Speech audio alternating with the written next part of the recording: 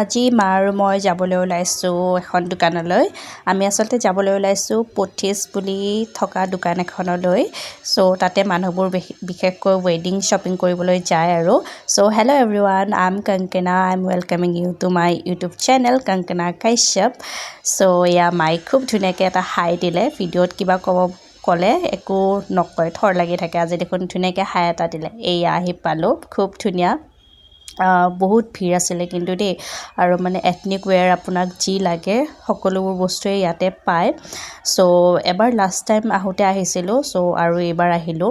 দেখিছেনে এইবোৰ শাড়ীৰ গোটেই কালেকশ্যন, এইটো ছেকশ্যন অকল শাড়ীৰে, মানে কিমান ভেৰাইটিজ ষ্টাইলৰ যে শাড়ীবোৰ আছে আমিতো একো নাজানো, চিনিও নাপাওঁ।